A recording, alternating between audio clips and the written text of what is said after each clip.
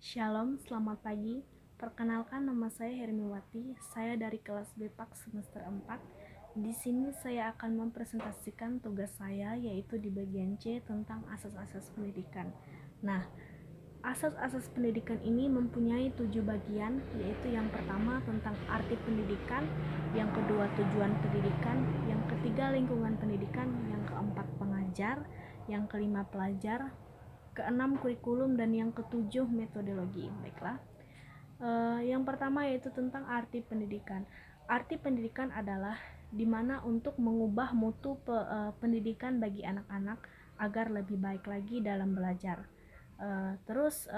Tujuan pendidikan adalah dimana tujuan pendidikan ini adalah untuk menghasilkan orang-orang yang bijaksana, yang misalnya tujuannya untuk memiliki suatu keterampilan atau mempunyai suatu kelebihan yang bisa ia gunakan dalam perannya, misalkan dalam bermasyarakat. Terus yang ketiga yaitu lingkungan pendidikan. Lingkungan pendidikan, di mana lingkungan pendidikan ini mencakup tentang 3 hal, yaitu rumah tangga, rumah dermawan, dan juga sekolah. Di mana dari ketiga tersebut yang paling penting adalah yaitu tentang rumah tangga, yang dimana yang diawali pendidikan harus diawali di dalam rumah tangga tersebut, misalkan diawali dari orang tua. Pengajar yaitu tentang bagian A, yaitu ada yang pertama itu si ibu, dimana perannya seorang ibu juga harus bisa memberi pengajaran atau memberikan pelajaran bagi anak-anaknya, misalkan di dalam rumah. Terus yang di bagian B, guru sekolah, dimana guru sekolah juga berperan penting dalam mendidik anak-anak, dimana dari situlah anak-anak berproses atau bertahap, dimana guru juga harus memberikan suatu pengetahuan atau pengalamannya bagi anak-anak tersebut, atau mengajar dan memberi pembelajaran yang baik bagi anak-anak tersebut, sehingga ia bisa lebih tahu dan lebih terdidik lagi. Terus di bagian C yaitu si anak, dimana si anak juga harus bisa mempunyai peran sebagai seorang pengajar juga.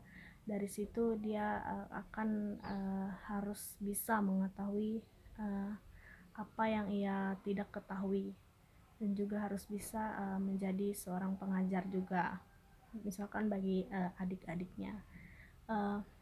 Pengalaman hidup, yaitu di bagian D tentang pengalaman hidup, dimana dia juga bisa memberikan suatu pelajaran dari pengalaman hidupnya, misalkan dari pengalaman hidup yang menarik. Terus yang kelima yaitu pelajar.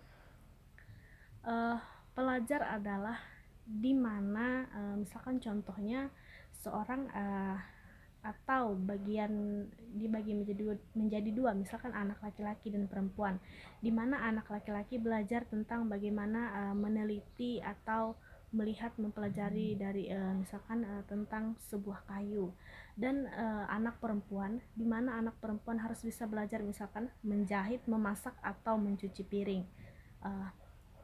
Terus di bagian yang keenam yaitu kurikulum, di mana kurikulum ini ada mencakup 3 hal, yaitu kurikulum untuk pendidikan akal, kurikulum untuk pendidikan tangan, dan kurikulum untuk pendidikan moral dan juga keagamaan.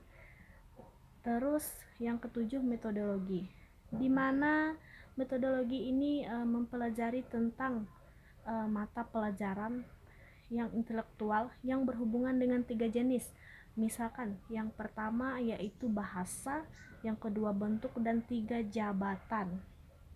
Terus di bagian B-nya lagi masih tentang metodologi, yaitu metodologi yang mengajarkan tentang mata pelajaran, misalkan mata pelajaran jasmani, yaitu tentang kesehatan, itu